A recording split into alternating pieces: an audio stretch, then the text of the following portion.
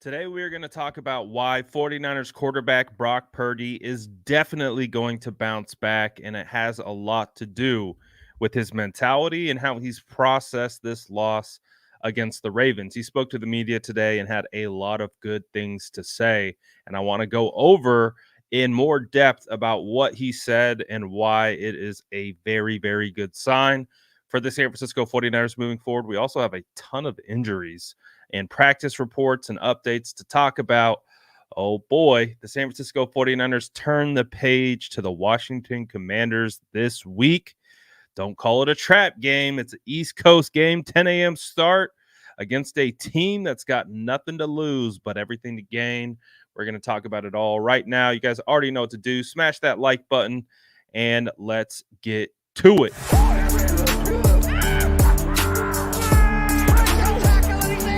Smash that like button if you haven't already. Love to see it.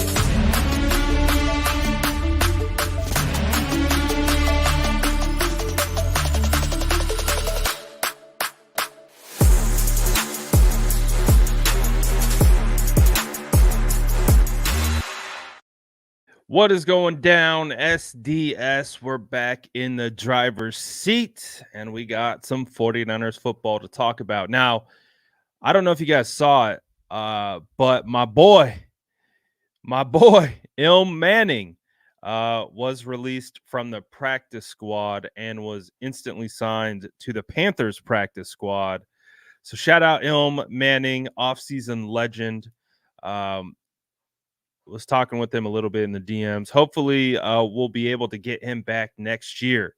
Would definitely love to have Ilm Manning back next season for the start of training camp. But right now, he is gone again, this time with the Carolina Panthers practice squad. So we'll see. I know the 49ers have had to kind of shuffle some things around, obviously bringing in big-time defensive tackle Sebastian Joseph Day.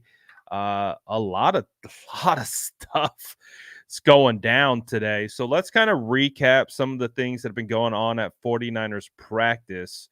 This might be the most extensive practice update of the season. This thing is crazy. So I'm going to pull this up here. This is courtesy of Nick Wagner of ESPN.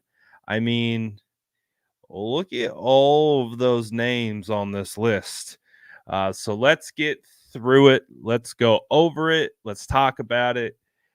So for Thursday's practice, and just to catch you up to speed, yesterday's practice on Wednesday was a walkthrough. So not a whole lot of anything going on yesterday. Not a real practice. Obviously, we're in the part of the season where the San Francisco 49ers are just trying to stay healthy, stay fresh, and do those types of things. So the practices are going to kind of evolve as the season goes and kind of not be as crazy as maybe earlier in the year. But man, when you look at this list, starting at the top of guys who did not practice today, Eric Armstead, foot and knee. I don't anticipate that Eric Armstead will play against this game against the Commanders. And I also believe that because the San Francisco 49ers were able to get Sebastian Joseph Day, they don't have to rush him back. So I'm okay with that. I really want Eric Armstead to get to full strength. And by getting Sebastian Joseph Day, SJD. There we go. I can't say Sebastian Joseph Day all the time. It's going to turn into a tongue twister. So SJD, the 49ers go out and get SJD. That makes me feel like the San Francisco 49ers can be more patient with Eric Armstead and just allow him to get back to full strength.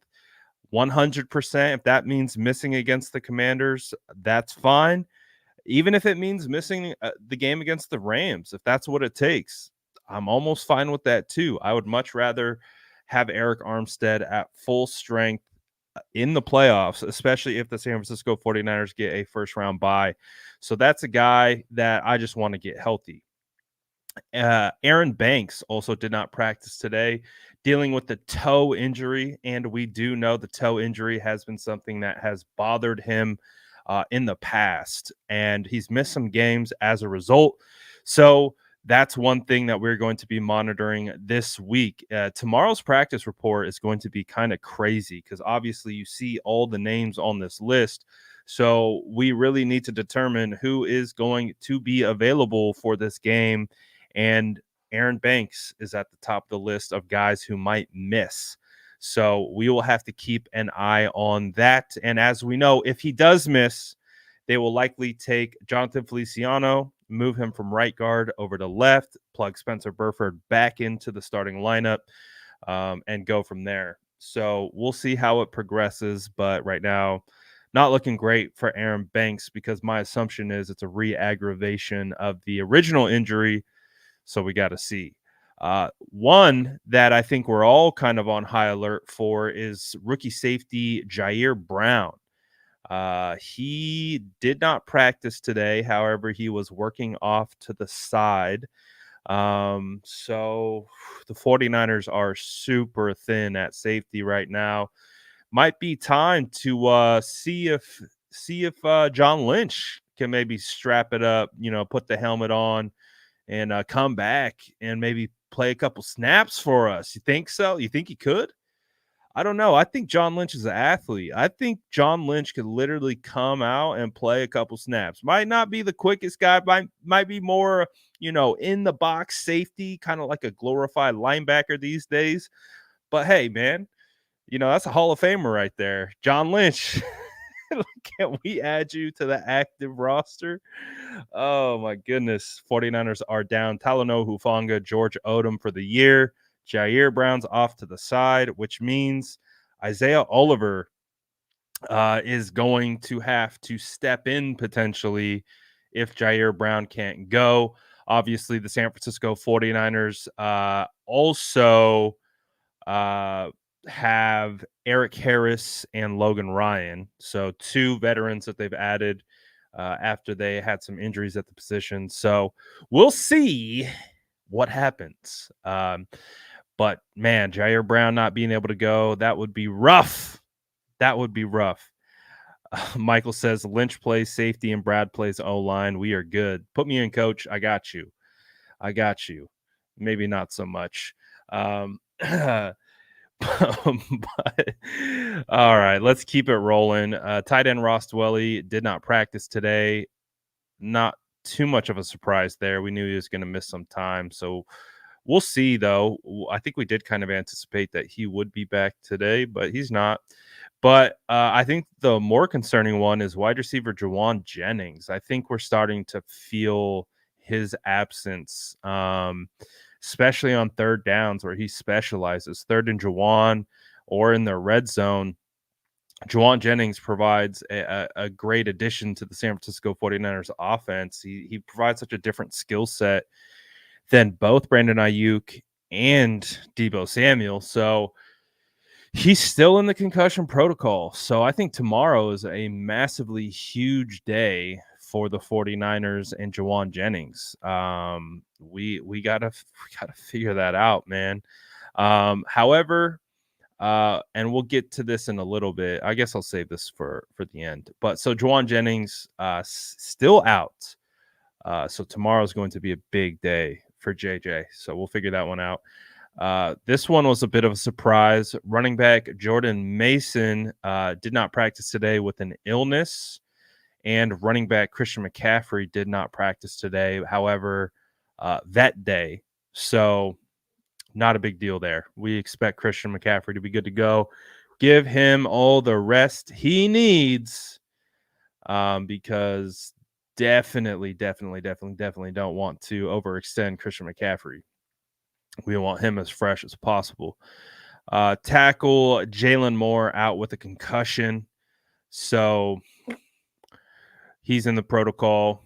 We'll see what that kind of evolution looks like for him throughout this week. Again, this means that Friday is going to be a pretty substantial update regarding practices and who's available, who's not. So we'll see. It's a short week. Obviously, of the Monday game, they'll be traveling to the East Coast, 10 a.m. start. So it's a quick turn. However, Oren Burks returns to practice, so that's a good sign. Getting Oren Burks back, I think Oren Burks has played really well this year. All things considered, kind of as our LB3. Obviously, missed some time, but him coming back in a limited fashion is good. Defensive tackle Javon Hargrave limited with a hamstring. He was limited all last week, still played. So I think that's more precautionary than anything else. Wide receiver Deebo Samuel dealing with a neck injury. He practiced, though, in a limited fashion. Cornerback Ambry Thomas, knee hand, limited. Tackle Trent Williams, groin, limited as well. Full participant today, Danny Gray, which he was recently had his practice window opened from injured reserve. So that's a good sign for Danny Gray.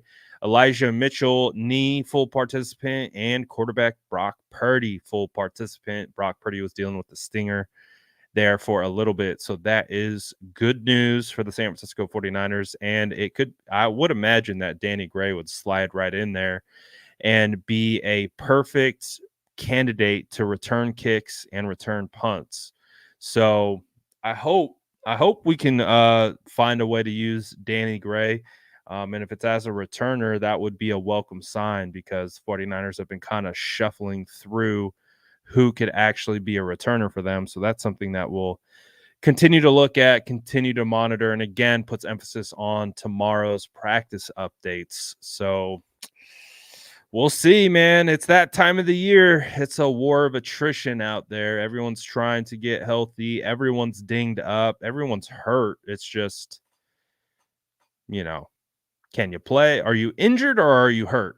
There's a difference. Everyone's hurt, but are you injured? If you're injured, you probably can't go. But everyone's jacked up. So we'll see. Washington absolutely has terrible field. I think back to that field claiming RG3's career there at the end. It's a crazy one. I remember the 2019 game. I know you guys remember that game. I just posted about it last night on Instagram. You guys remember the Mud Bowl? That game was crazy. So that field, hopefully, will get good conditions. I don't know what the weather's going to be looking like, but man, we remember the last time the 49ers played there in 2019. It was insane. It really, really was. I mean, y'all remember it. I don't know if I could show that clip because I might get hit with copyright. But remember this image? Man, that was iconic. I think the 49ers held the Redskins scoreless in this game. Now the Commanders, or previously Redskins, previously football team, now Commanders. But this was a pretty iconic game for how crappy it was. It was all the slipping and sliding, all the mud bowl, all that good stuff, man. It was a good time. And of course, this was in the peak of the Pretenders era. Remember everyone was calling the 49ers the Pretenders back then because they're undefeated, but everyone said that they were frauds. All that good stuff. Good times, man. You got Quan Alexander, Kendrick Bourne. Man, what a year. Marquise Goodwin out here vibing. Dante Pettis. Look at those names. Raheem Mostert, Tarvarius Moore. There's Dwelly. Dwelly had a big game this one. There's Weston Richburg entered late. But big game coming up against, I wish they were still called the football team, but we'll see. We'll see what we got. But the main kind of topic of today's episode was about Brock. Just simply because Brock is the number one. I don't know if you guys agree with me. If you agree with me or disagree with me, let me know in the chat. But Brock has got to be the number one storyline in the NFL right now. and I think he has been all year. But I also have to say that we are in the 49ers world, so we are definitely inundated with all 49ers stuff. So we could be a little bit close to the situation, but it just feels like Brock Purdy's the biggest talking point in the NFL and has been for the whole season. So he's constantly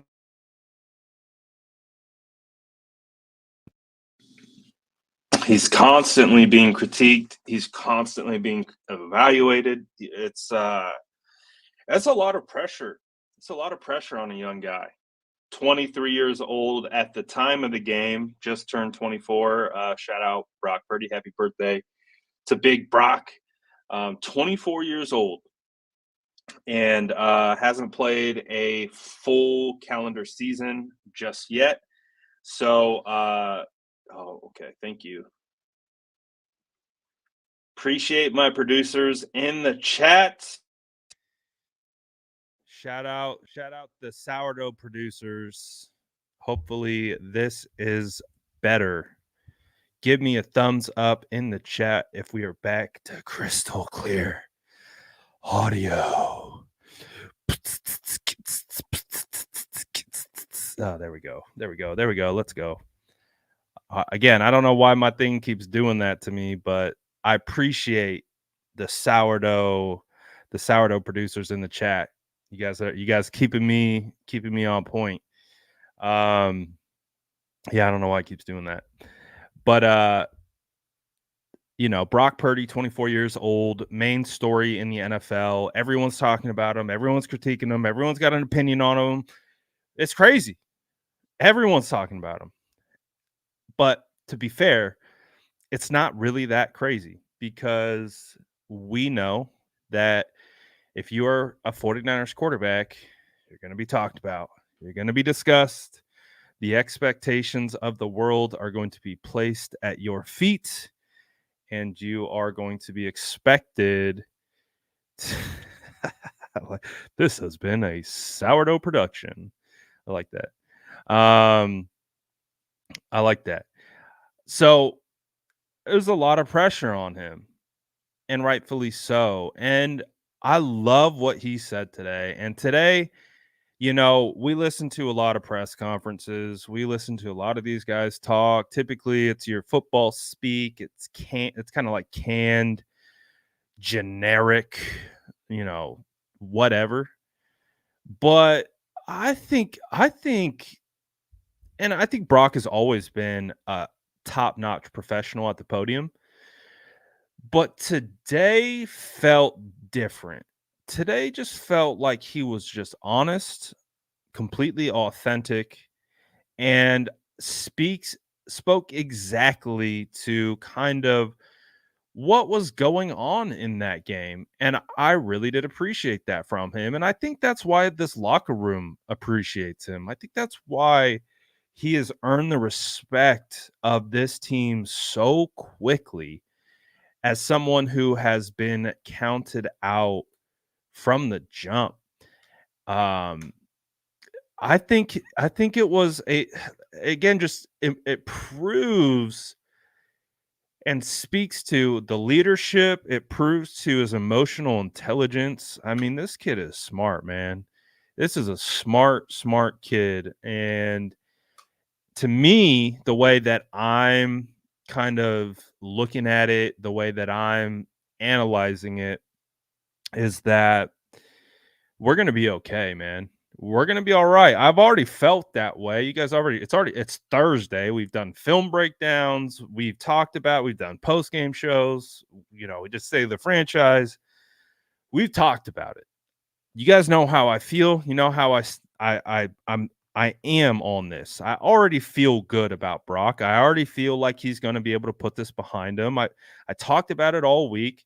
It was a weird momentum, fluky game. I couldn't even associate it with bad technique. Outside, the one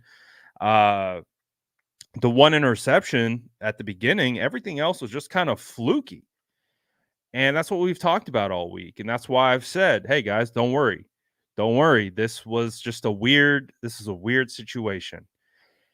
And I love it because Brock spoke directly to that. And he even went further to explain, like, yeah, man, I kind of let the outside noise kind of get to me a little bit. I started buying my own hype a little bit.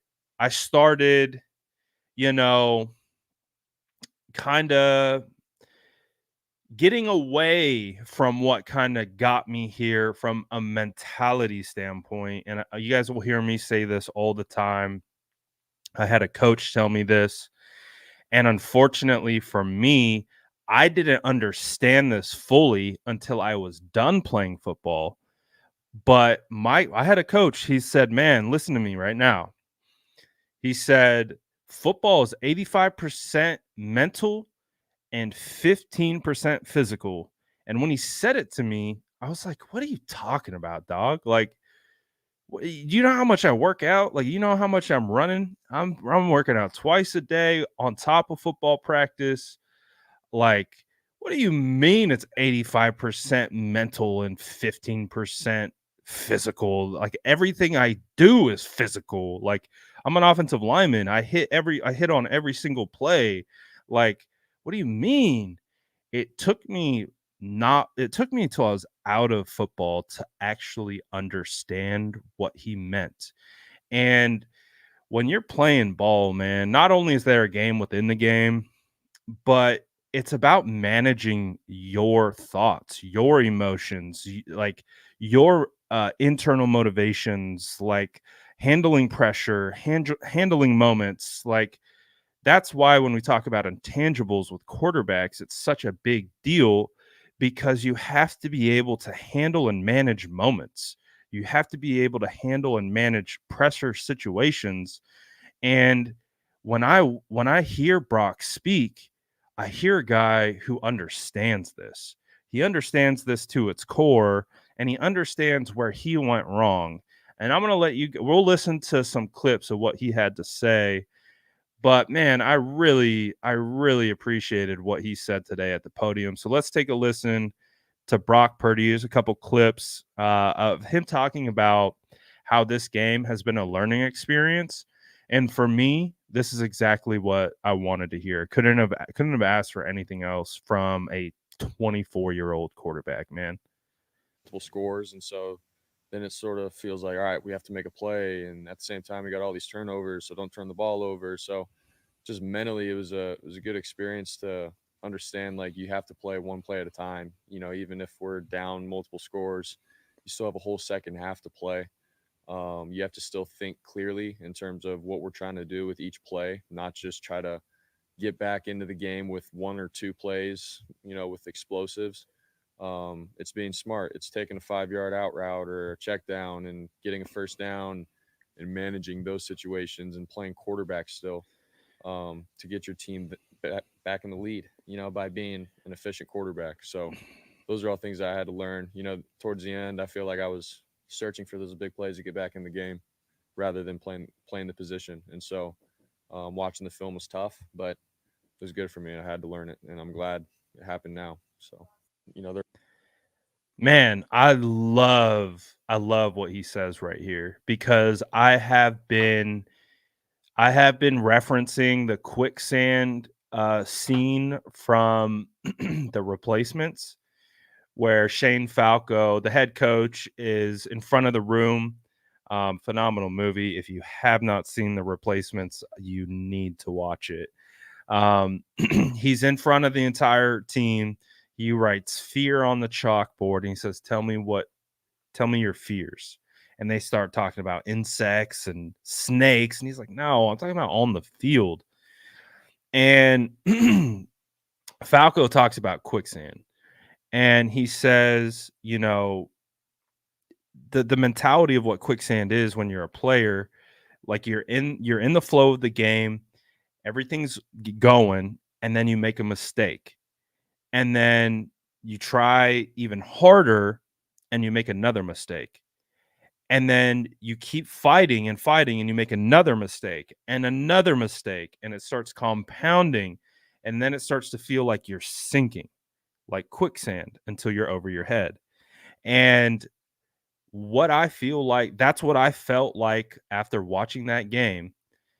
And then hearing Brock today at the podium essentially say that just in this clip that we just listened to, him saying like, "Yeah, you're right, man. Like I was too focused on making the big play. I was too focused on trying to correct and overcompensate for the things that had previously happened rather than putting my head down and playing for the next play." Because when you hear this all the time, um, from football players, I heard it from my coaches. You have to have short term memory as a football player, whether good or bad things happen, because there's another play coming. There's another game coming. There's another season coming. You can't hold on to these things and dwell on them, whether good or bad. And what I appreciate about Brock is the way he talked about that and kind of owned up to like, you know what? I was pressing. That's basically what he's saying. I was pressing. I was trying to correct and overcompensate for the mistakes that had been made, and I wasn't playing my best ball. And that was a valuable learning experience. And I love hearing him say that. Like he didn't have to say any of that, but he did. And I think it again proves to us that this guy, he's made of the right stuff.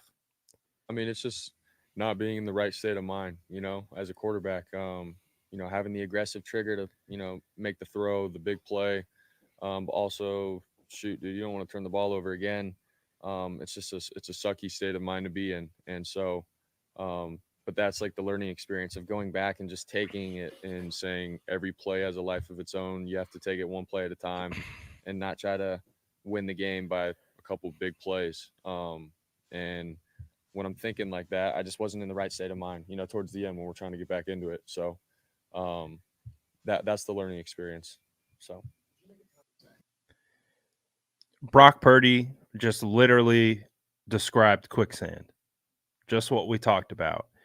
And again, his response is, that's where I was. I was in that mental space, and I know that's not the space that I need to be in.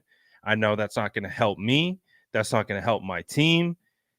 And the fact that he can stand in front of a microphone and admit that at the age of freshly turning 24 years old, to me is like, hell yeah, man. Hell yeah. Like, good on you, Brock. Like, you didn't have to say any of that. He didn't have to. He could have just gave you football speak, canned, like out the, whatever responses, but he's honest. And that's the thing too. It's like a lot of people that are talking about Brock Purdy are talking about him like he's a 10-year veteran, talking about him like he's got 70 games under his belt in the pros. He doesn't. This is the biggest game that Brock has ever played in, you know, outside the NFC Championship game. And he wasn't able to finish that game. He only played 6 snaps. So this game, you know what it was? It had it had team hype, it had personal hype, right? Him as the MVP, the team. It was a Super Bowl preview, Christmas, Monday night, entire world's watching. This is such a valuable experience for Brock because think about what the Super Bowl is going to be like.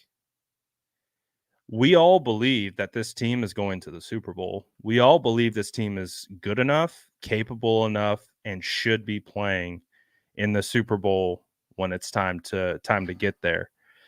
Think about the lead up. Think about the lead up to that week. All that everyone's going to be talking about is Brock Purdy. If we have the if we are blessed to play in this game, think about all of that. Think about all the lead up. Think about everything that's going to be talking about that we're going to be talking about. Think about all the stuff and the magnitude of that game, the eyes, all of it. I think this is a great kind of I think this was a great lesson. And I think that's the biggest takeaway is that there's something to be learned here for Brock moving forward. And he's the type of guy to be able to identify what went wrong, take accountability for it, and fix it.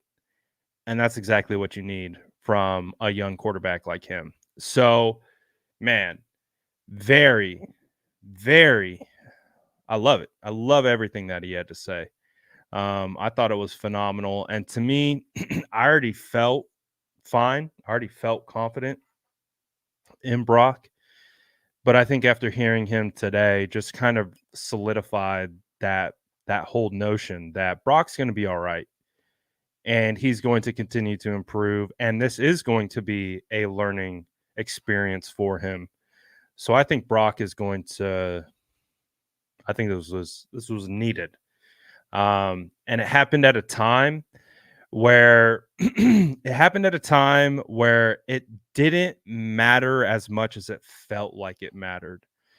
I know, because I think it was Aponte who asked me. He was like, "Is this a must-win game?" And my answer to him was, "No." Like, if we're really trying to look at this isn't a must-win game. We've had much more must-win games than this one against the Ravens. It was an AFC opponent. The 49ers are still sitting comfortably in the number 1 seed. Obviously, winning it helps plenty of different things, but if we're looking at it from a path to the playoffs, a path to the Super Bowl, it really isn't a must-win game. Now, it felt like a must-win game. It felt like we want to win every game that we step into. The point being is there weren't any crazy repercussions that were really going to come out of this game, win or lose, outside of individual accolades. That was about it. This was like that's why I was calling this a optics game. It was just like, what optics are you putting out there? So, um, now I think the 49ers need to win out. Um, from here on out, they can't just take it off and mail it in and lose the next 2 weeks because they lost to the Ravens. It puts more emphasis on the upcoming games. Um, all right, I got to put you on timeout. We're not going to have any of that sexist conversation in here. So yes, we got to win the next 2 games, but it's not the end of the world is basically the point. And so there's plenty to learn from this situation, and I think it's a good spot to be in. I think it's a reality check, a humbling, and I think it now sets up the San Francisco 49ers to be in a good spot to continue to move forward and go on a run. So, what did you guys think? Do you kind of agree? Do you think that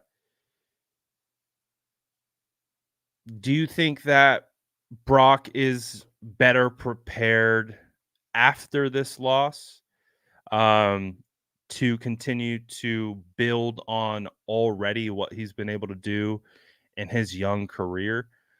I want to hear what you guys have to say in the chat. I agree 100% with this. Like, we can't sleep on Washington at all. Can't do that. Can't do that. Washington, see, we're playing a team where most likely a majority of the team is going to be trying to find a new job next year. I don't think Rivera is going to be there, their head coach. He's probably going to get fired. I don't think Sam Howell or Jacoby Brissett have a future with Washington. I think there are going to be a lot of changes coming for Washington next year. So we're playing a team that is full of guys that are auditioning for another job and want to hey, wanna be party poopers for the San Francisco 49ers. So I'm definitely not sleeping on them.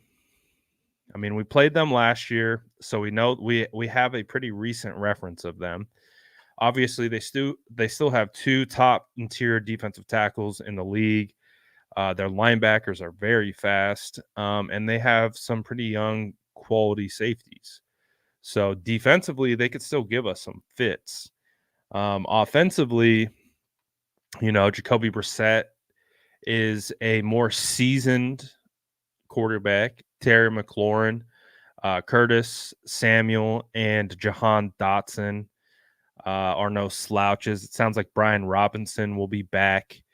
Their young rookie running back Rodriguez went on IR after he had a big game last week. But they still have weapons. So that's definitely a team that we can't sleep on. And it's kind of set up like a trap game. Short week. It's a 10 a.m. East Coast start time. So these are challenging games. But I think the 49ers will be all right. I think they should be able to take care of this one. So I'm not sleeping on Washington. I don't think the 49ers are either. George Kittle talked about it today. He's like, I don't want to call it a trap game, but it's kind of we kind of have to be alert to that. We gotta be alert to uh we gotta be alert to that. So we'll see. We'll see. Yep. We got Chase coming back, Kyle Shanahan coming back, Trent Williams coming back. I agree with this. I agree with this. That's the type of mentality. That last game, though, again, not to look over the Commanders, but that last game against the Rams is going to be a wild one. That's going to be a wild game because the Rams, they're playing pretty well right now. So, and they're fighting and clawing to get into the playoffs. So these next two games, yeah, we want to win them because we want to secure the 1 seed. We want to secure the bye so that we only have to play 2 playoff games before we're in the Super Bowl. It's crazy that we're at that part of the season. It's crazy that theoretically the 49ers could have 4 games left before they're playing in the Super Bowl. So it's time to win out. We got the loss out of our system. We got that like what almost feels like embarrassing in a sense, just by the way everything happened. That's out the way. That's gone. All right, we got it. Flush it out the system. Now from here on out, let's win out, baby. Let's win out. And this is the year, man. This is the year. This is the year of destiny. We got to keep it rolling. So I'm looking forward to this. I think these next 2 games are going to be very, very important for the San Francisco 49ers and what we're going to keep pushing forward. So I like it. If you guys have any other kind of questions, comments, want to talk about something else, steer the conversation in a different direction, drop it in the chat. I'll kind of take a look real quick, see what you guys, or if there's anything else that you guys want to talk about. Let me know or if you have any other questions, comments, concerns. Biggest concern right now is health for the 49ers. They just got to be healthy, man. They just got to be healthy. It's what we need. I hope Jennings returns as well. Feel like we've missed out on Jennings a little bit. So we'll see. What's up with Ray? There have been no updates on Ray. So he's not practicing or anything like that. So I don't know. I don't know what the what's the current status of Ray Ray outside the fact that he's just not playing. Um, so I haven't seen anything that would allude to him coming back or on the verge of being back. So we'll have to see, man. We'll have to see.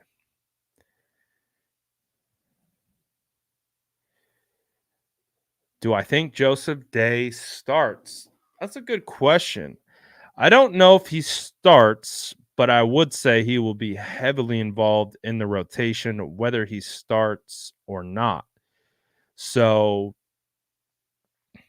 I think he's gonna play for sure, especially if Eric Armstead doesn't play. I wouldn't assume that a guy fresh off the streets is going to just start right over Javon Kinlaw, but I would imagine they're going to work him in quite a bit. So, does he start? I don't think that. I think he's going to play a lot. I think that's the thing that matters the most. Danny Gray playing this Sunday. I think Danny Gray has a good shot to play if Jawan Jennings doesn't go. And man, we need a returner. We need a returner. And I know, Danny Gray doesn't have a ton of experience, but we know he's got speed. And if he can be I would imagine that dude's hungry. I would imagine he's just been chomping at the bit, just sitting on IR all year.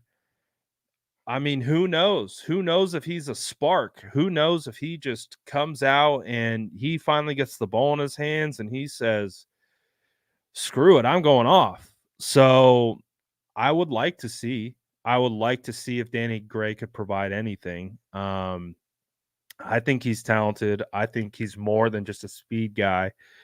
I don't know. Maybe sitting on, maybe sitting on IR, kind of pissed him off a little bit, and maybe take some of that out on the field. I don't know, but I wouldn't mind. I wouldn't mind taking a look at it. Ooh, I like that. Uh, Rams Niners game will be.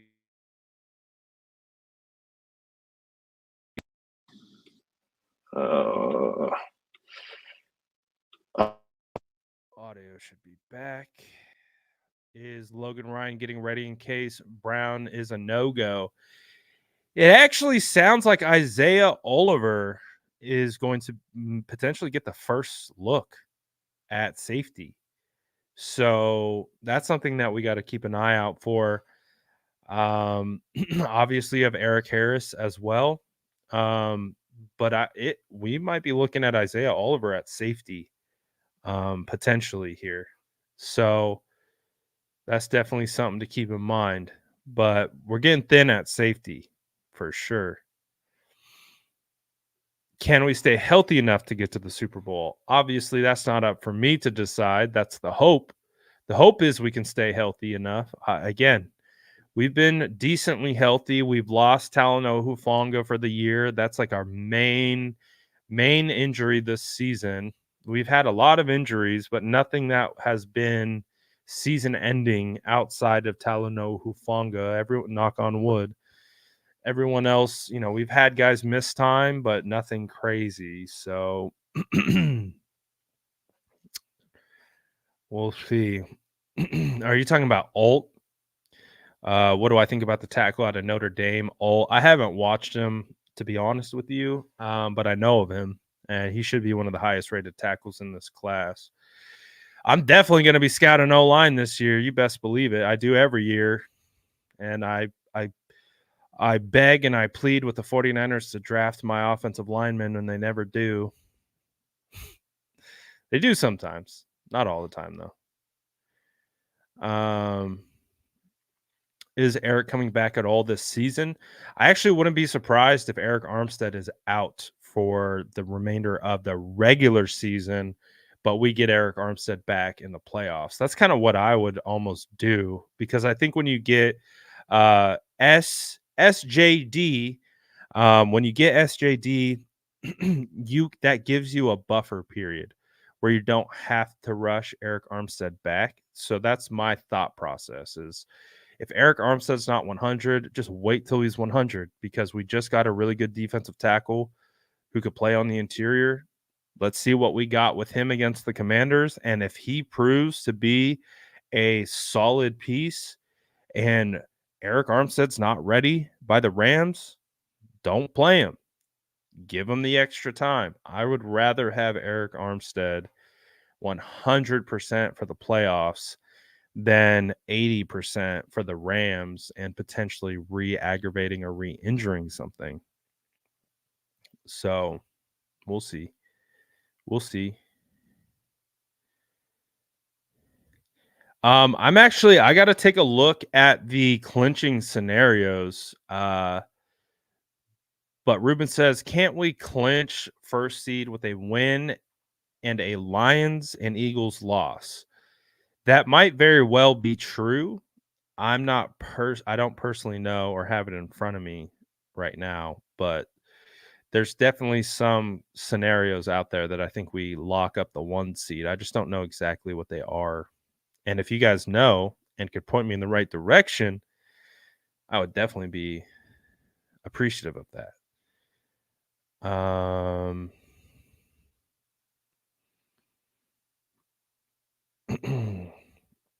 Gray rarely gets the ball at all. Don't know what we got with him.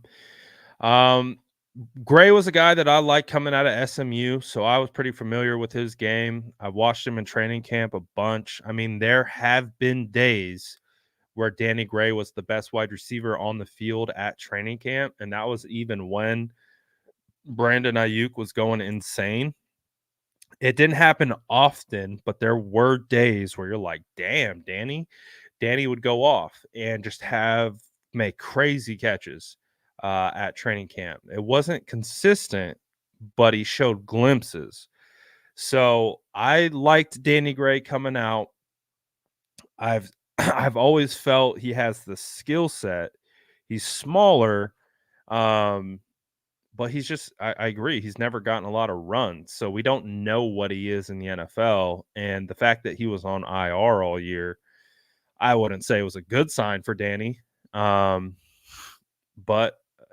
who knows? Who knows? Hopefully he could be a surprise. That's what I'm hoping for.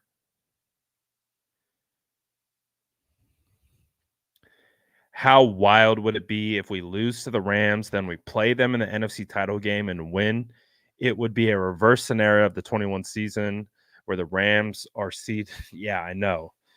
Aponte said this like 2 weeks ago. He said, watch out for the Rams because we're slated to have a repeat of history just in reverse. That would be crazy. They're playing really well right about now. Let's see. Would Marcus Peters be a good option? That's interesting. I am curious to know why the Raiders released him, because if there was anyone you would say that would be like Raider Nation, it would be him, considering the fact that he is from Oakland. And I believe he was a Raider fan, but they let him go. So I don't know. Maybe he's washed. I don't know.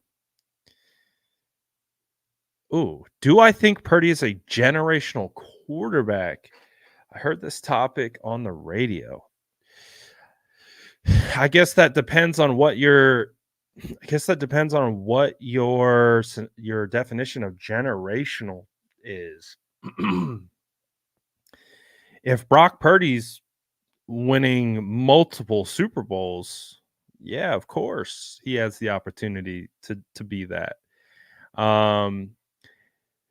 He has the opportunity, I would say. He's on a good enough team. He has a good enough roster around him. He has a good coaching staff, good system, good scheme.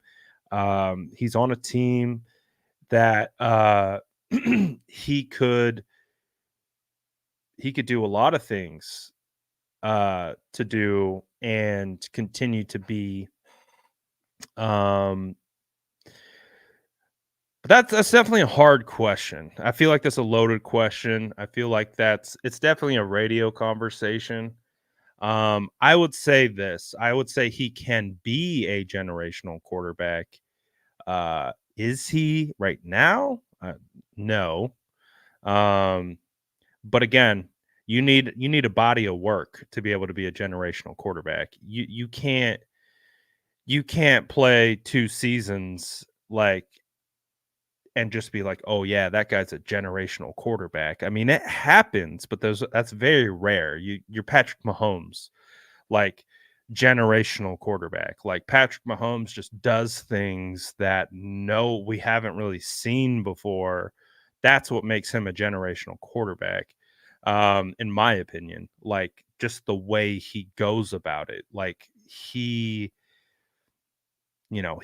different, like, but he's also much different than Tom Brady and, Joe Montana. Steve Young, you might call a generational quarterback, but he was also much different than Joe Montana. So it's like, I guess it all depends on what the definition is. If the definition is based on how many Super Bowls you win, then yes, I would say that he does have the opportunity to be that. He doesn't have the same generational qualities of a Lamar Jackson, Josh Allen, Patrick Mahomes.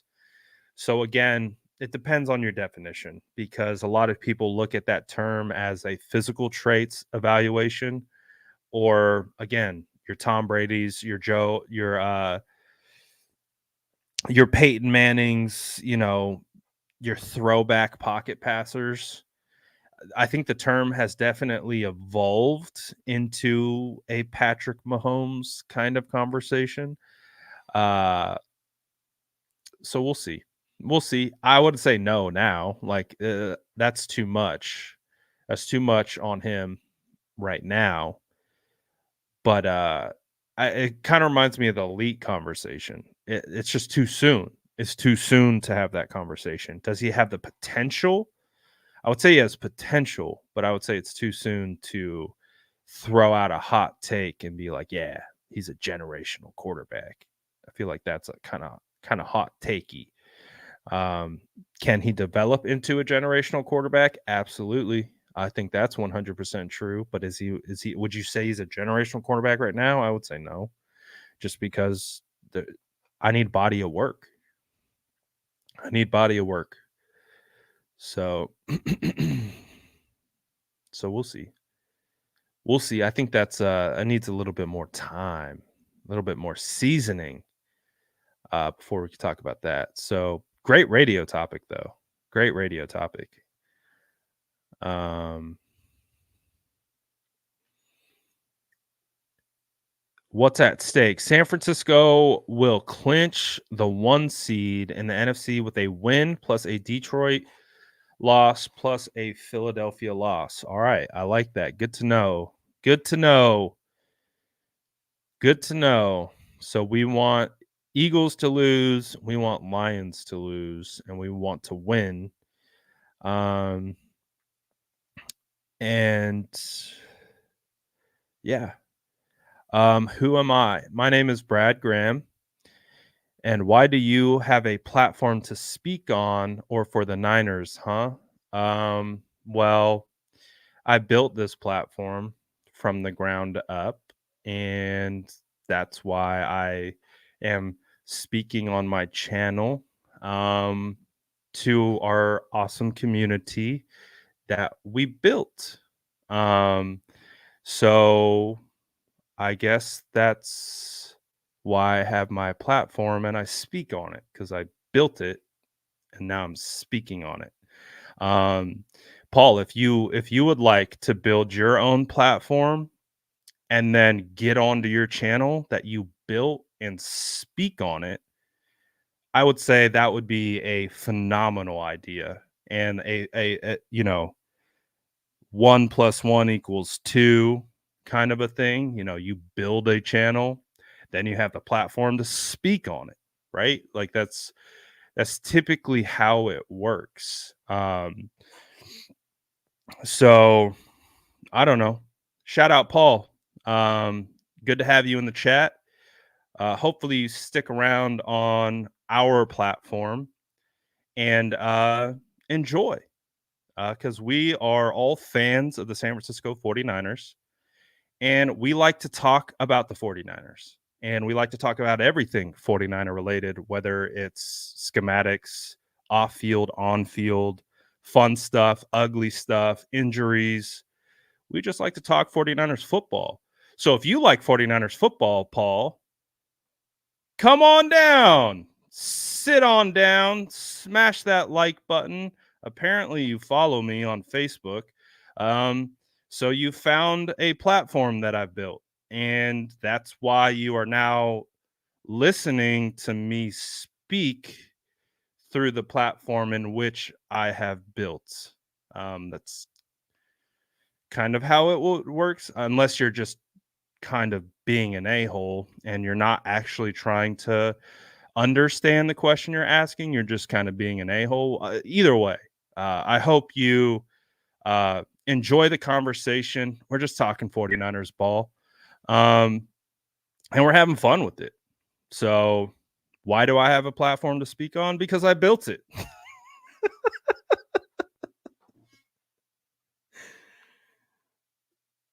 Oh.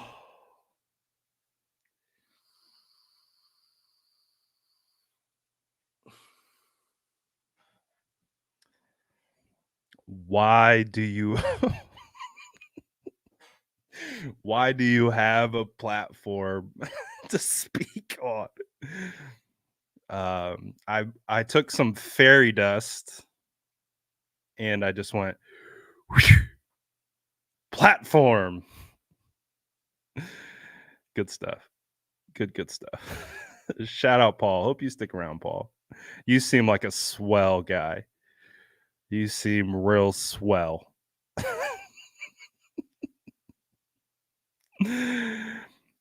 You are not famous, bro. You're 100% correct. I am not famous at all and don't intend to be. I intend to hang out with my friends and talk about 49ers football. Not one thing have I ever done is to be famous. So thank you, Paul. I appreciate you. Appreciate your support.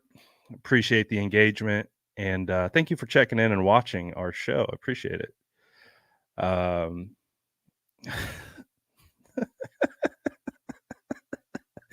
JW says, Brad, give me your login. I'm the captain now.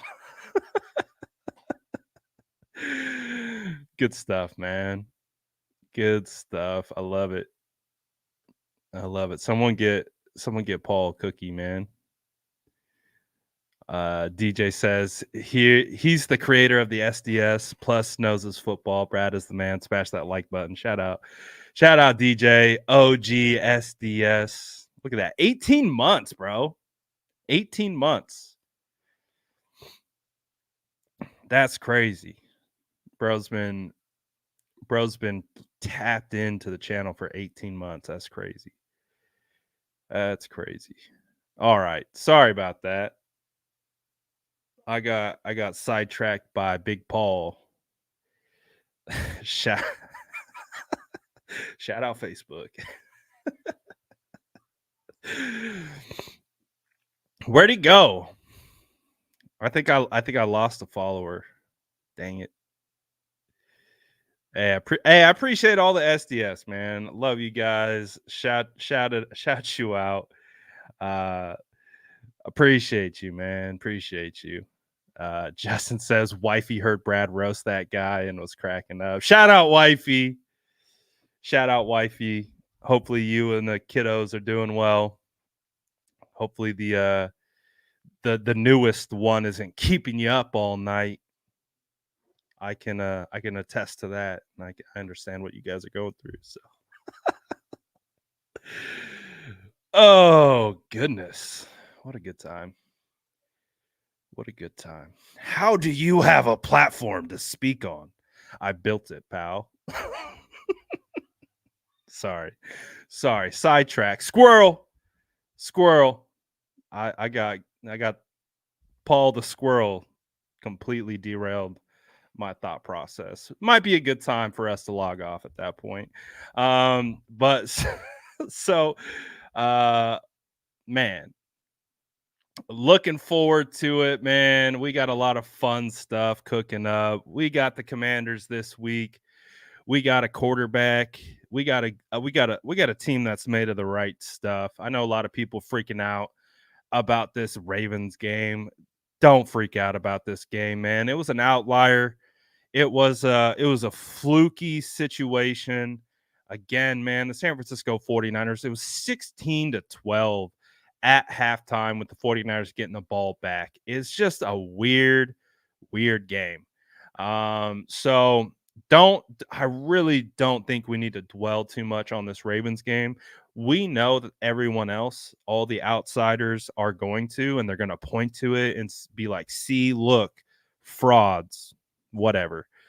They could say whatever they want.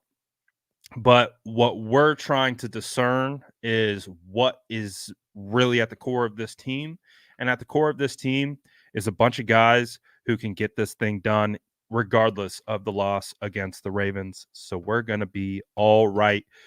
That's the point of why we looked at some and we listened to what Brock Purdy had to say. The guy who's driving the ship is built to the right stuff. We're going to be all right. So I'm looking forward to it, man. We're going to get this train back on the tracks, and it starts with the Commanders.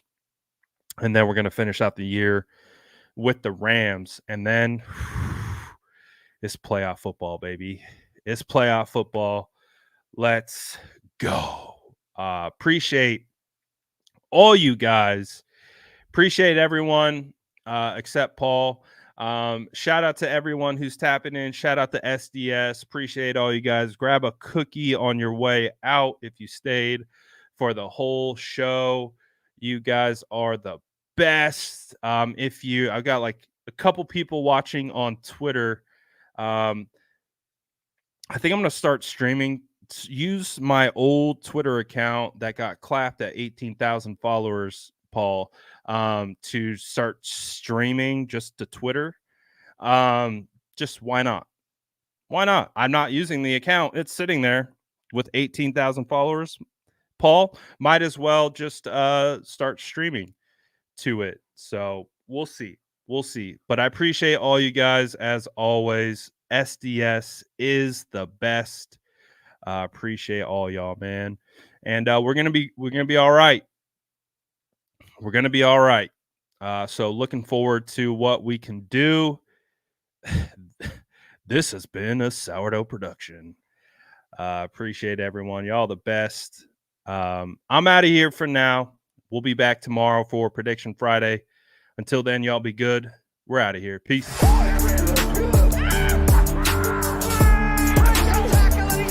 Smash that like button if you haven't already. Love to see it.